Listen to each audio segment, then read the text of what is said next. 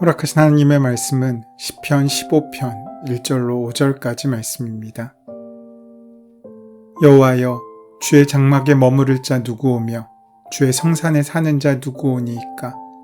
정직하게 행하며 공의를 실천하며 그의 마음에 진실을 말하며 그의 혀로 남을 허물하지 아니하고 그의 이웃에게 악을 행하지 아니하며 그의 이웃을 비방하지 아니하며 그의 눈은 망령된 자를 멸시하며 여호와를 두려워하는 자들을 존대하며 그의 마음에 서운한 것은 해로울지라도 변하지 아니하며 이자를 받으려고 돈을 꾸어주지 아니하며 뇌물을 받고 무죄한 자를 해하지 아니하는 자이니 이런 일을 행하는 자는 영원히 흔들리지 아니하리이다.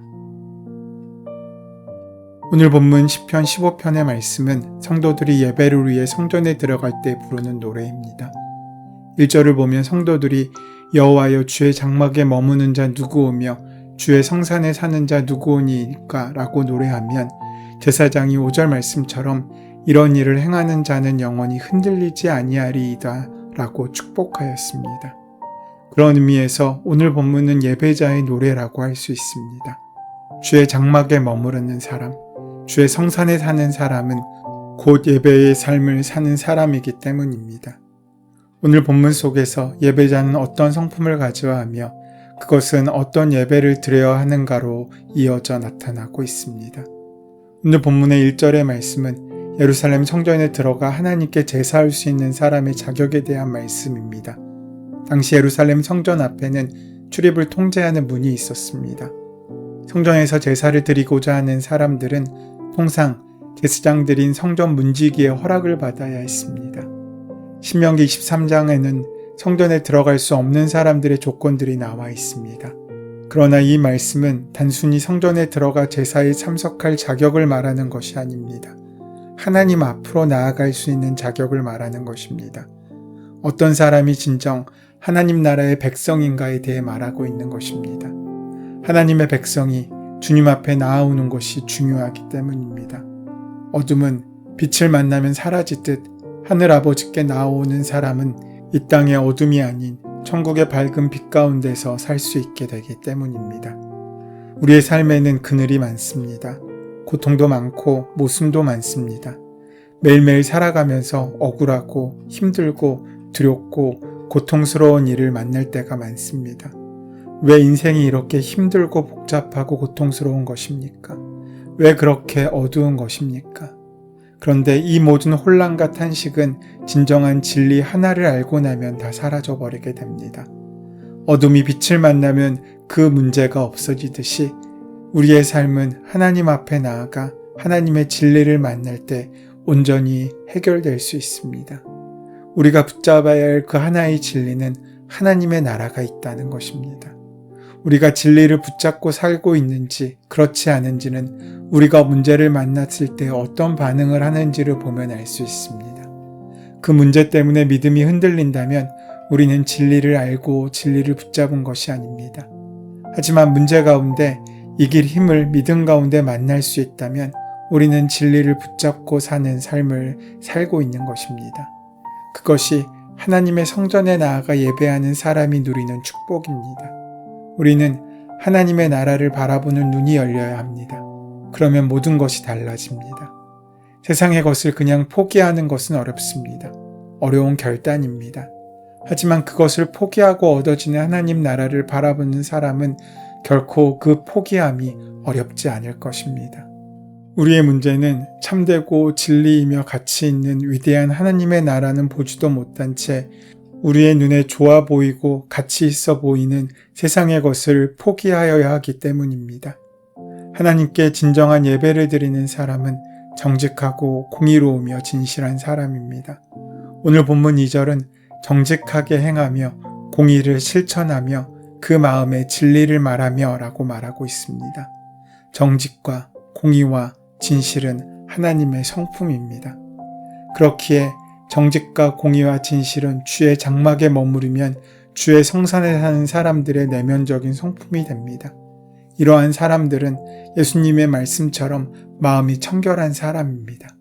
이러한 마음을 소유한 사람들에게 하나님은 발견되어지며 그 마음밭에 하나님의 말씀의 씨앗이 뿌려지면 그 진리가 뿌리내리고 귀한 열매를 많이 맺고 드러나게 됩니다. 믿음도 은혜도 성품이라는 그릇 속에 주어지고 또 담겨집니다. 그 성품의 그릇이 거짓과 의심으로 가득 찬 사람은 하나님의 말씀과 은혜를 받아들이지 못합니다. 그러나 진실하고 솔직한 사람은 하나님의 말씀과 은혜를 있는 그대로 너무나 잘 받아들입니다. 시편 15편은 하나님의 나라를 믿는 사람들의 모습은 어떨지에 대해서 말씀하고 있습니다. 오늘 본문에선 4가지 특징으로 얘기합니다. 첫 번째로 정직한 사람입니다. 세상은 정직하게 살면 손해를 볼 수밖에 없다라고 말합니다. 그래도 정직하게 살고 거짓말하지 않습니다. 손해보는 것을 알지만 하나님 나라에 속한 것이 훨씬 더 귀하고 좋으니 그렇게 하는 것입니다. 거짓말은 사단에게 속는 일입니다. 하나님의 나라에 속한 사람은 이것을 압니다. 많은 세상의 거짓 교사들과 이단들은 그렇게 사람들을 속이고 우리의 영혼을 취하려고 합니다. 하나님의 나라를 모르면 우리 역시 세상 풍조에 따라 욕망에 따라 살아갑니다. 눈앞에 유익이 보이면 지조도 의리도 다 저버리지 않습니까? 그럴 때 우리는 정직하게 하나님께 나아가야 합니다. 또한 두 번째로 함부로 남의 말을 하지 않습니다. 하나님의 나라를 알면 악한 사람을 보며 미운 것이 아니라 불쌍해집니다. 또 그 사람을 마음에 품게 됩니다. 초대교회의 핍박의 때에 핍박하는 자들이 오히려 핍박하면서 전도를 받았습니다. 순한 양같이 오히려 축복하며 찬송하며 감사하는 성도들을 보면서 그들은 두려워지기 시작했던 것입니다. 진짜 천국이 있는 것이 아닐까? 정말 천국이 있으면 어떻게 하나? 우리를 힘들게 하는 불평과 원망과 비난과 다툼은 그저 우리가 억울해서 느끼는 감정이 아닙니다. 그것은 하나님의 나라를 보지 못하기 때문에 나오는 것입니다. 그리고 불평과 원망은 우리에게 천국을 잃어버리도록 만듭니다. 또한 세 번째로 그 사람은 하나님을 경외함으로 모든 일을 합니다. 4절 말씀에 그의 눈은 망령된 자를 멸시하며 여호와를 두려워하는 자들을 존대하며 그의 마음에 서운한 것은 해로울지라도 변하지 아니하며 라고 말씀합니다. 하나님의 나라를 알면 모든 일을 하나님이 경외함으로 합니다. 손해가 되더라도 약속을 지킵니다. 하나님을 경외하기 때문입니다. 우리가 만나는 삶의 모든 순간순간들 가운데 일상 속에서 우리는 하나님을 경외함을 드러낼 수 있어야 합니다. 그 일상의 자리가 거룩의 자리로 바뀌어지게 될 때 우리는 성산에 들어가 하나님과 함께 동행하는 거룩한 산제물의 삶을 비로소 살아갈 수 있게 되는 것입니다. 그리고 그 사람은 네 번째로 돈에 대한 욕심이 없어집니다. 5절 말씀에 이자를 받으려고 돈을 꾸어주지 아니하며 뇌물을 받고 무죄한 자를 해하지 아니하는 자이니 이런 일을 행하는 자는 영원히 흔들리지 아니하리이다 라고 말씀합니다. 이것이 우리에게 가장 확실한 증거이기도 합니다. 돈보다 예수님이 좋아졌습니까? 천국에 대한 묘사 중에 황금길, 그 길이 왜 좋은 길입니까? 황금이 비싸기 때문에 그것이 많아서 좋은 것이 아닙니다. 천국은 돈을 발로 밟고 사는 곳입니다. 여기서도 천국을 누리는 사람은 돈의 유혹을 이길 수 있습니다. 그래서 돈을 머리에 지고 사는 사람이 아니라 발로 밟는 사람이 하나님의 천국의 은혜를 누리며 그 나라에 들어가는 삶을 살 수 있는 것입니다. 그러나 하나님의 나라를 모르는 사람에게는 오직 돈뿐입니다. 고리이자 뇌물의 유혹을 이길 힘이 그에게는 없습니다. 하나님은 돈이 있다고 가난한 자에게 이자를 받지 말고 권력 있는 자에게 뇌물을 바치면서 명예를 탐하는 인간이 되지 말라고 말씀해 주십니다. 돈을 벌 수 있는 재테크보다 중요한 것이 있는데 그것은 돈에 대한 사고, 돈에 대한 가치관과 태도를 바꾸는 일입니다. 돈이 하나님께서 내게 선물로 주신 축복이라는 사고가 있어야 그 돈을 하나님께서 기뻐하시는 은혜 가운데 바르게 쓸 수 있고 그렇게 온전히 바르게 쓴 돈만이 우리에게 축복의 열매로 남게 됩니다. 그렇지 않으면 돈을 이기적인 욕심과 개인적인 탐욕을 위한 도구로 잘못 사용할 수밖에 없습니다. 한국 사람은 어디를 가도 한국 사람입니다. 일본을 가도 미국을 가도 아프리카에 가도 한국 사람은 한국 사람입니다.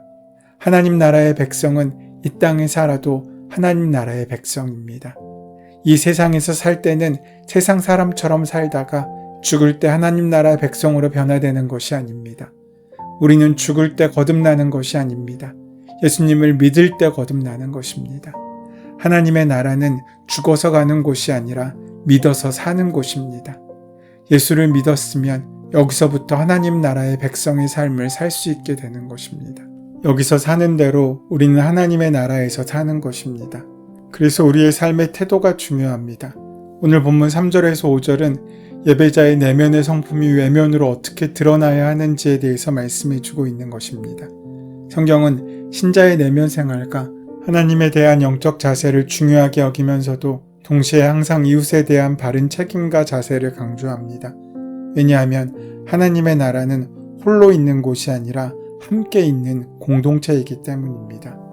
주의 장막에 사는 자, 즉 예배자는 혀로 남을 허물지 않는 사람입니다. 말의 권세가 얼마나 무서운지 모릅니다. 말로 사람을 죽이기도 하고 살리기도 하는 것입니다. 불행히도 많은 사람들이 말에 실수가 많습니다. 성경은 말에 실수하지 않는 사람이 온전한 사람이라고 하고 있습니다. 그런데 말의 실수뿐만 아니라 더 나아가 의도적으로 모함하는 경우도 있습니다. 남이 잘 되는 것을 기꺼운 마음으로 받아들이고 함께 기뻐하지 못합니다. 깎아내리고 허물을 들추고 상대방을 기필코 내 아래에 굴러 떨어지게 만들려고 합니다. 그러나 예배자는 이웃에게 악을 행하지 않으며 이웃을 비방하지 않습니다. 두 번째, 그의 눈은 하나님을 대적하는 망령된 자를 멸시하는 사람입니다.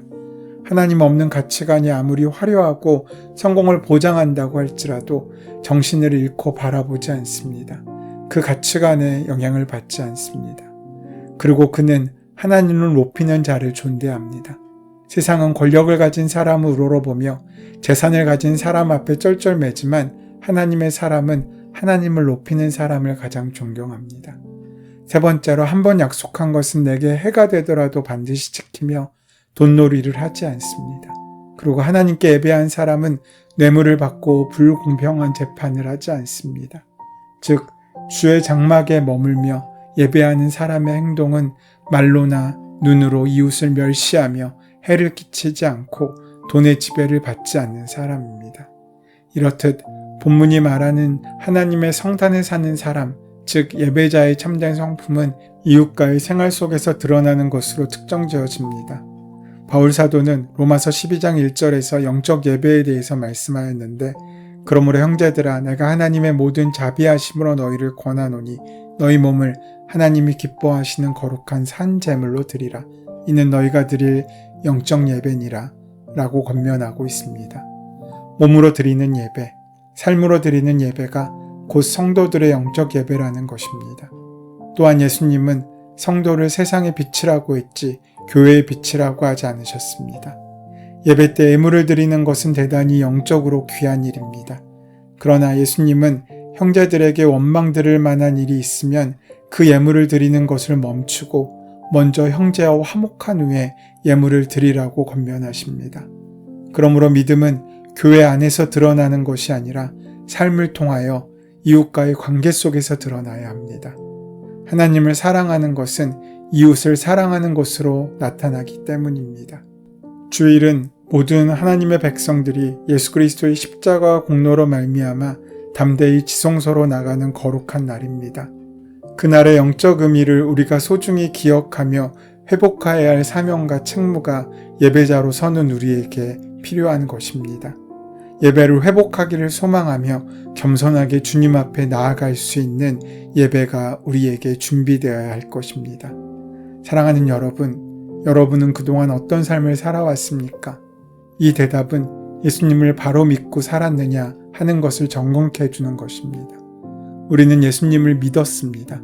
그러면 하나님 나라의 백성으로 살게 마련입니다. 만약 하나님의 나라 백성처럼 살고 있지 않는다면 예수님을 바라보며 살아야 합니다. 그렇게 하나님만을 바라보며 살기 위해 우리에게 성령의 도우심이 임하셔야 합니다. 주님의 장막에 주님과 거하기로 원하는 사람은 주님을 최상의 가치로 두지 결코 물질을 최상의 가치로 두지 않습니다. 이런 사람들은 흔들리지 않습니다. 오늘도 주님께서 마음과 정성을 다하여 우리를 심으신 삶의 자리가 주님의 장막과 주님의 성산이 되어 우리의 아버지가 되시는 하나님과 동행하는 복된 한날이 되시기를 소원하고 축원합니다. 은혜의 주님, 주님의 십자가의 공로에 힘입어 주님의 성산에 들어갈 뿐만 아니라 예배자로 서게 하시니 감사합니다. 신령과 진정으로 예배하는 삶을 통하여 귀한 열매를 많이 맺는 복된 삶을 살 수 있도록 인도하시고 함께하여 주시옵소서. 예수님의 이름으로 기도드립니다. 아멘. 이제 오늘 이 아침 우리에게 허락하신 본문의 말씀이 오늘 나에게 주신 하나님의 말씀으로 만나지기 위하여 본문의 말씀을 깊이 묵상하시고 함께 기도하시겠습니다. 함께 기도합니다.